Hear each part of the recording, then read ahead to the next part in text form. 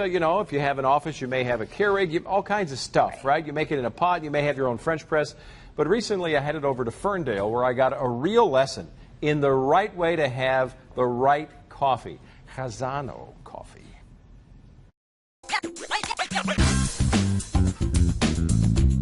So we all think we know coffee, right? And we're getting it fast in all the usual suspect places, right? But when someone comes here, to me, you're like a sommelier. You know so much about the notes and what's happening with all the baristas. Educate us about some of the finer points that are easy to get. So a cup of coffee should not be a complicated adventure. There's no scale needed. A French press is really the best way to prepare coffee because you're going to be able to control the amount of coffee you're using and you can control the steep time.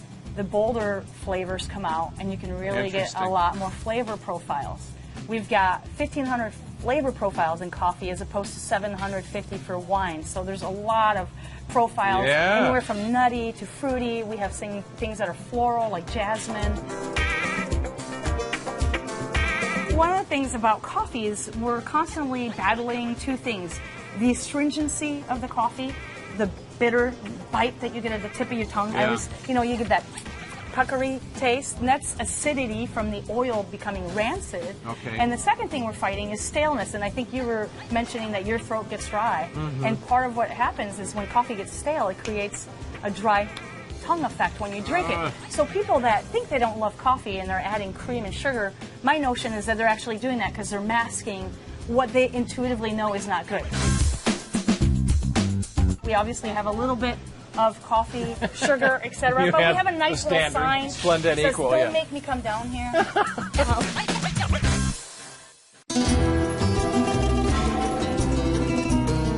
We use excellent coffee. We purchase coffee that's well-grown, high elevation. It gets really complex, but it should always be something that looks like it has no imperfections or very few imperfections.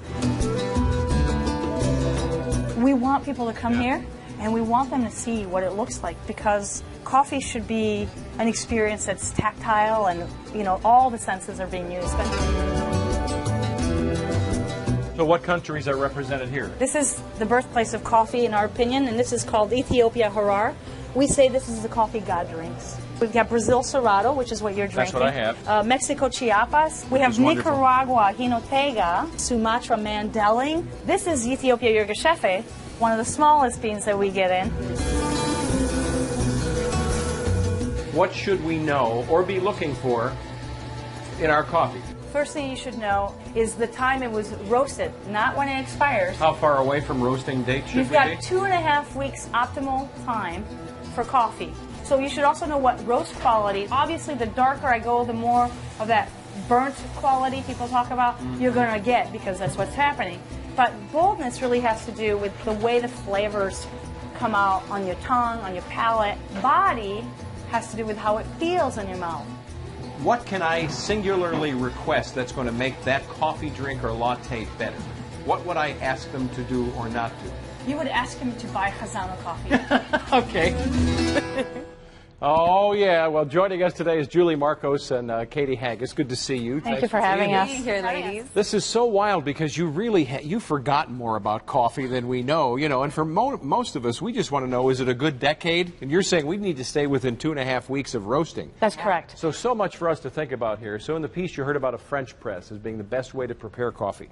How do we do that? It's quite simple, actually. Katy's already made one, but you're going to want to know the size of your French press. This is an 8-cup press. Okay. You put 6 level scoops, 7 grams each, okay? And then you're going to add hot water. The temperature of the water is really what's important. You can go ahead and pour Tati and chuck some coffee. We're trying Ethiopia Limu today in honor of where Tati's from, Ethiopia. This has got some wonderful fruit notes.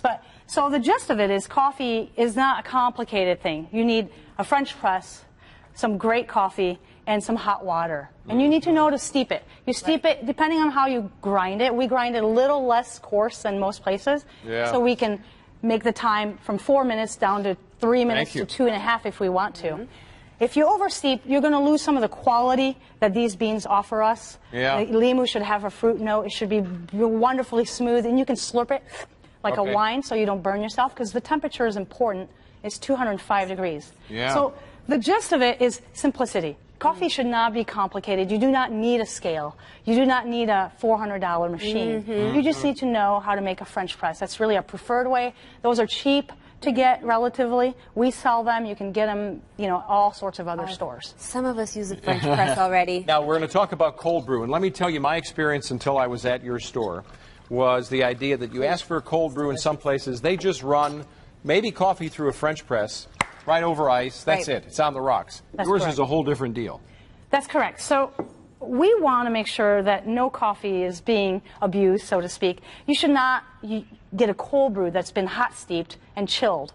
Because a lot of those places, when it first started, I would suppose it was leftover coffee, and they decided to make a new pot, and they just stuck it in the fridge, and they would pour it over ice. Okay, Yeah. and that's fine, but that's not what we do. We're going to use the best coffee. We're going to roast it 10 pounds at a time. Then we're going to put it in a giant toddy, a bucket, and we're going to grind it coarsely. We're going to let it sit 12 to 18 hours with double filtered water, and then we're going to bottle it. We're going to add some water to that. We are. That's it. Because it's highly conconcentrated after That's correct. steeping for that long, right? Yep, absolutely. If we drank that, we'd get the show done 15 minutes earlier. That's correct. This is, I always say, warning, this is about like having a 4-ounce espresso. It's a lot of caffeine. You can mix more if you like.